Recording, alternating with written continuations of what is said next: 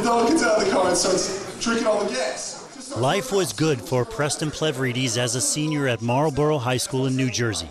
I guess. He was charismatic, handsome, captain and MVP of the football team. Everyone looked up to him, kind of. I mean, that's kind of how he was around our school. Like, everyone knew him, everyone was trying to say hi to him. He just was happy all the time. Always happy. He just had that aura. I hate you so much. Stop. What were his dreams in football? He was going to get himself good enough and strong enough and fast enough to play somewhere. If it wasn't at the NFL, it would be in Europe. In college, those dreams would come to an end. And he'll take Briggs back to midfield, and Briggs now returning it over the 40. And there's an injured player down. Boy, I did not like the looks of how I saw him lying there in that field.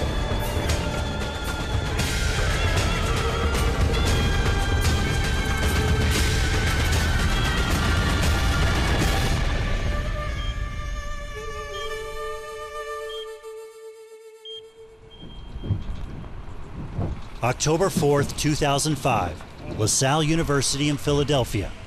Plevrides is a 6'2", 230-pound freshman linebacker.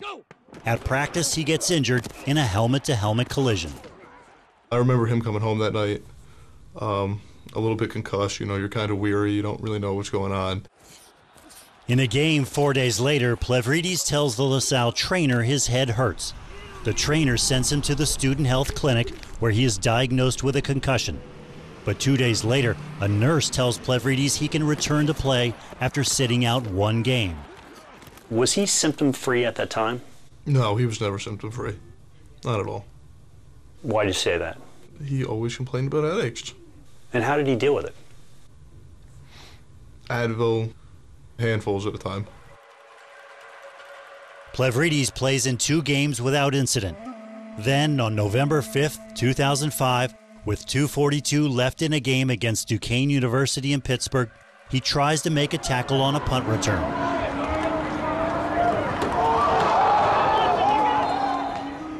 He went down like a ton of bricks. I mean, he hit the ground and he was out.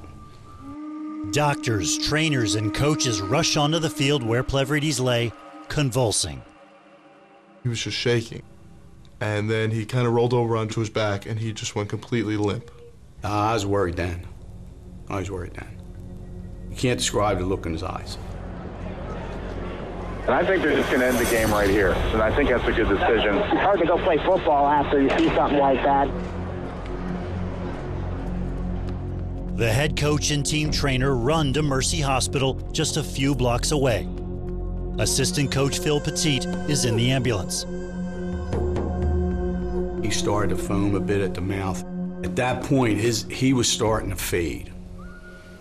For 2.5 hours, surgeons work furiously to save Plevrides' life. A massive blood clot is putting pressure on his brain. To relieve the pressure, the right side of his skull is removed. This part was all pushed in because they had taken his skull off, so the brain was exposed. He was on life support. He was laying there, tubes out of his head. He had tubes going down both nostrils. My beautiful boy was laying there. Today, 24-year-old Preston Plevrides is the face of concussion and consequence. He struggles to eat, walk, and talk 4.5 years after his injury.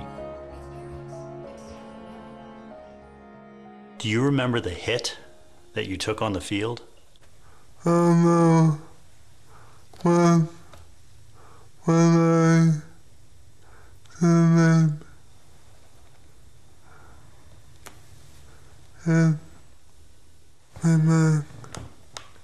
mind.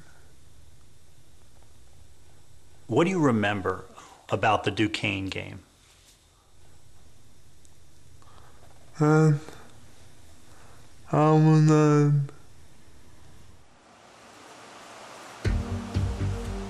At least 55 high school and college football players have died of brain injuries sustained on the field since 1995, according to the National Center for Catastrophic Sport Injury Research.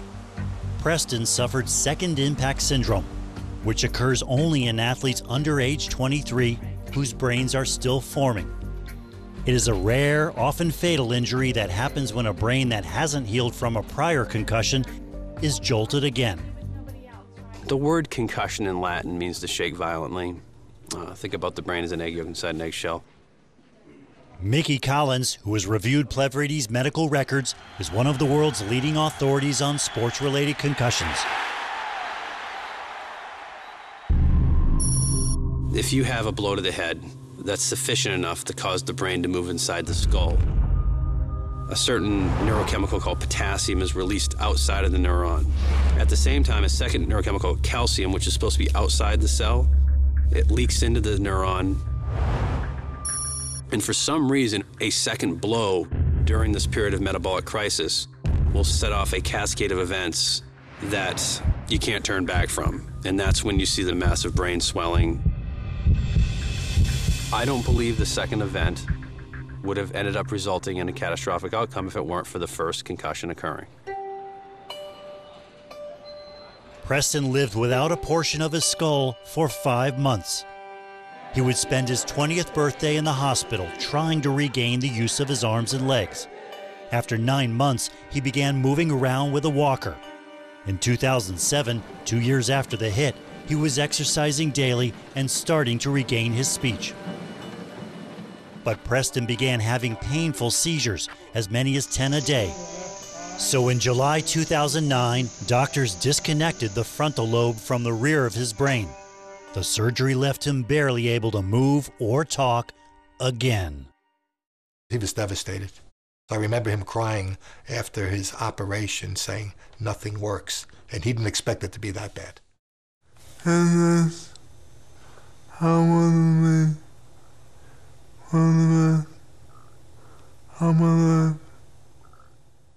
Preston said to me he doesn't blame the game. The only thing Preston blames is lack of knowledge. In 2007, the Plevrides sued LaSalle University and team trainer Bill Gerzebek for negligence.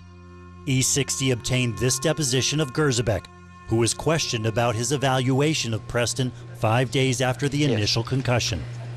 No orientation or memory questions? No. No recall questions? No. You did nothing to evaluate his mental status? No. The university has admitted no wrongdoing and still employs Gerzebek.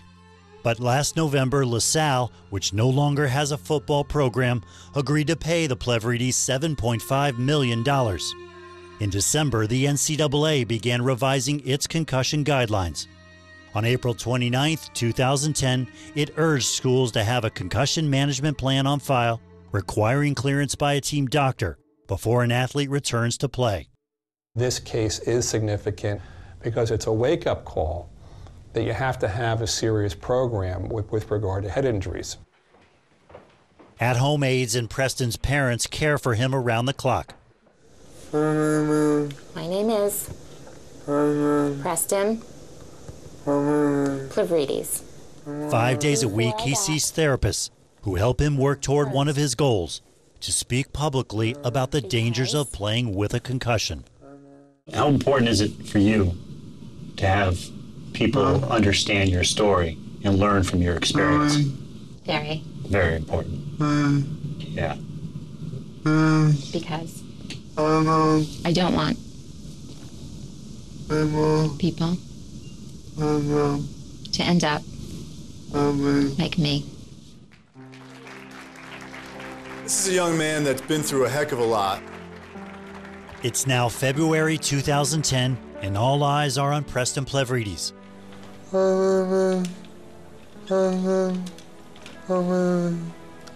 A concussion awareness event at a New Jersey hospital.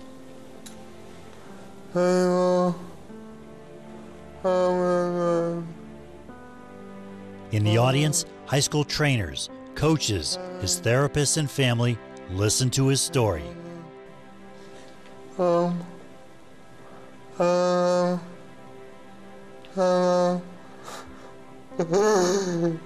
Okay, good.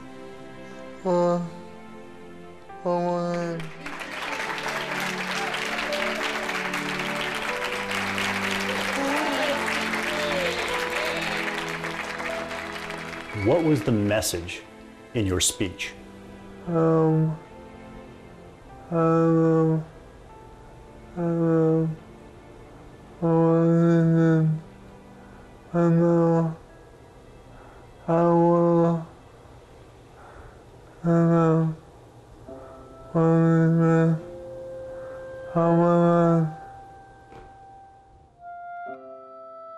My son survived, but look at his life right now.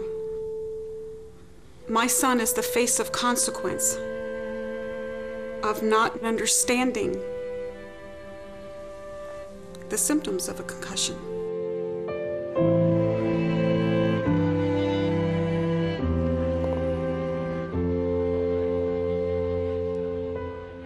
What has been the hardest part of all this for you? How